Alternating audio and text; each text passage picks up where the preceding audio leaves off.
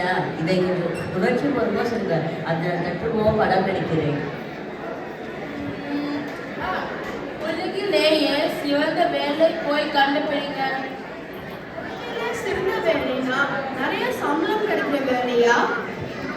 இல்ல நல்லா கேட்டுப்பாங்க. உலகிலேயே சிறந்த வேலைன்னா மக்கள்கிட்ட போய் கேட்டுட்டு வாங்க. இந்த பதிலுக்கான கேள்வி கண்டுபிடிச்சிட்டோம். இந்த பதிலுக்கான கேள்விக்கான பதிலை கண்டுபிடிச்சிட்டு வந்தா எனக்கு ஸ்நாக்ஸ் கொடுப்பீங்களா? முதல்ல போய் வேலையை பாருங்க.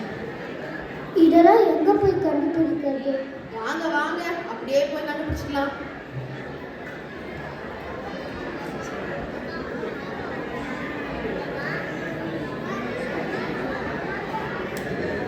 கை வலிக்குதே, கை வலிக்குதே. கேமரா பிடிச்சு கை வலிக்குதே. கவலைப்படாத தம்பி, கொஞ்சமா வேலைத்தா சரியா போயிடும். இது ரொம்ப கஷ்டமான வேலையா தெரியுது. நீங்க எப்படி செய்வீங்க? நோயாளிகளை கவனிக்கிறது என் கடமை. அவங்க பயப்படும் போது அவங்களுக்கு நான் நிம்மதி கொடுக்கிறேன். நோயாளி உங்களோட ஒத்துழைக்கலனா எப்படி உதவுவீங்க? அன்னை தெரசா ரொம்ப கருணையும் பொறுமையும் நிறைந்தவங்க. அவங்க தான் எனக்கு முன்மாதிரி. இந்த வேலையில் உங்களுக்கு இருக்கட்டிலே பெரிய சவால் என்ன? நீண்ட நேர வேலை, ரொம்ப நேரம் நிற்கணும். நோயாளிகளை கவனிக்கிறது மட்டும் இல்லை, அறுவை சிகிச்சை போன்ற நேரத்தில் மருத்துவர்களுக்கு இன்னொரு கையாக இருந்து வேலை செய்வோம். ஓ, அப்படின்னா இந்த வேலையை நிறையா கவனமாக இருக்கணும் போலே. இங்கே ரொம்ப கவனமாக இருந்தால் எனக்கு ஸ்நாக்ஸ் கொடுப்பீங்களா? இங்கே ஸ்நாக்ஸ்லாம் கிடைக்காது, ஊசி வேணால் கிடைக்கும். எனக்கு ஊசி எல்லாம் வேண்டாம். நான் பள்ளிக்கு போய் அங்கே தான் கிடைக்கான்னு பார்க்குறேன்.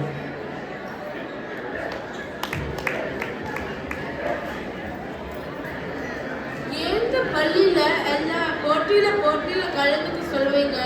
போட்டியில் கலந்துக்கிட்டால் புத்தகங்களோட அனுபவ அறிவும் கிடைக்கும். நம் வாழ்க்கைக்கு ரொம்ப முக்கியமானது. வேலையை தாண்டி அதிகமாக வேலை செய்வீங்களே, இதை செய்யணும்னு எப்படி தோணுது? புத்தகங்களை மட்டும் படித்தால் போதாது, உலக அறிவும் சொல்லி தருவது ஒரு ஆசிரியரோட கடமை என்று கருதுகிறேன். உத்வேகத்துக்கு யாராச்சும் கண்டிப்பாக விநாயகமே. அது யார்? ஏபிஜே அப்துல் கலாம் தான் என்னோட முன்மாதிரி. அவங்க குழந்தைகள் எல்லாம் எப்படி படிக்கணும் கனவு கண்டணும் என்று சொன்னார். அதை நான் பின்பற்ற முயற்சிக்கிறேன். இந்த வேலையில் நீங்கள் சந்திக்கிற பெரிய சவால் என்ன? மாணவர்களை கவனம் செலுத்த வைக்கிறது. மதிப்பெண்களை தாண்டி அவங்க கனவு காண்பதற்கு ஒரு சவால் தான். இந்த மாதிரிலாம் கனவு கண்டு எனக்கு ஸ்நாக்ஸ் கொடுப்பீங்களா? எனக்கு ஸ்நாக்ஸ் கிடைக்கிறது, ஹோம்ஒர்க் நிறைய கிடைக்கும். எனக்கு ஹோம்ஒர்க் எல்லாம் வேணாம். நீங்கள் நல்லா வேலை செஞ்சு அதை தொடர்ந்து செய்யுங்க.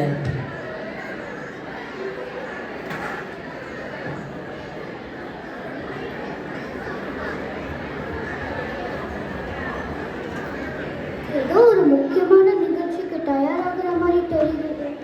நாங்கள் தமிழ் பள்ளி ஆண்டு விழாவுக்கு நடனம் பயிற்சி பண்ணிட்டு இருக்கோம்.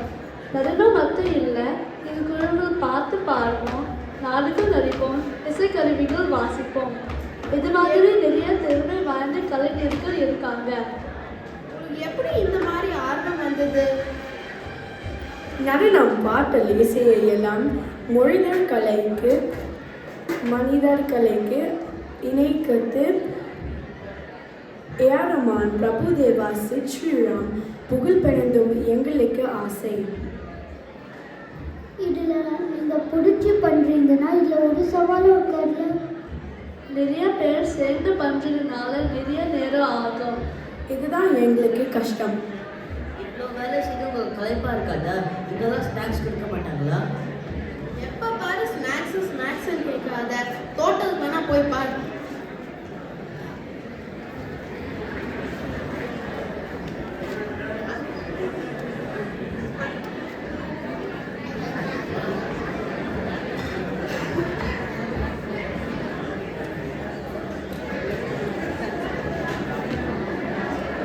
இந்த வாட்டி விளைச்சல் கம்மியாக இருந்தது.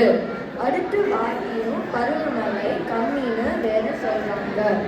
ஆய்வாளர்கள் உங்ககிட்ட ஏதாவது யோசனை இருக்கா?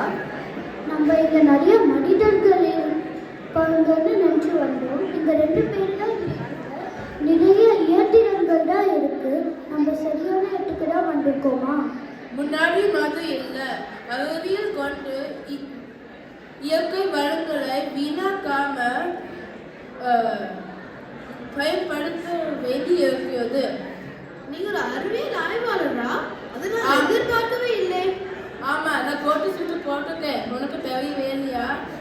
மக்களுக்கு உணவளிக்கிறது எனக்கு மிகவும் பெருமை. ஆய்வாளர்கள் உதவியோடு எனக்கு அது சிறப்பாக செய்ய முடியும். அண்ணா சுவாமிநாதன் செய்த பச்சை பூச்சி மாதிரி இருக்க இயற்கை பள்ளிகளை வைத்து உற்பத்தியை அதிகரிக்க எனக்கு மிகவும் பிடிக்கும்.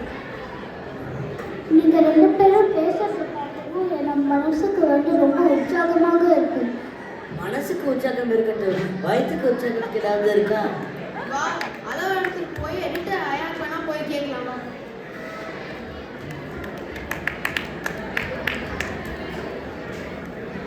களப்பணி செய்ய போயிருந்து நம்ம பத்திரிகையாளர் குழு திரும்பி வந்துட்டாங்க. அங்க பாருங்க. வந்துட்டீங்களா? உலகிலேயே சிவந்த வேலை கண்டுபிடிக்க முடிந்ததா? நம்ம பலரையும் பார்த்தோம். நர்ஸ் பார்த்தோம், ஆசிரியர் பார்த்தோம், பல்வேறு கலைஞர்கள் பார்த்தோம், விவசாயி மற்றும் அறிவியல் ஆய்வாளரையும் பார்த்தோம். இவங்க கிட்ட என்ன கற்றுக்கிட்டீங்க? உலகிலேயே சிவந்த வேலை கண்டுபிடிக்க முடிந்ததா? நம்மளால ஒரு வேலை தேர்ந்தெடுக்க முடியல. ஏன்னா எல்லா வேலையும் முக்கியம். உலக மக்களோட வாழ்க்கையை மேம்படுத்த எல்லா வேலையும் தேவை.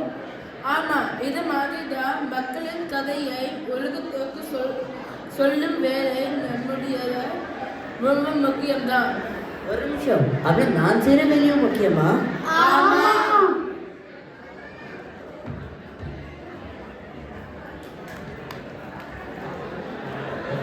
சரியா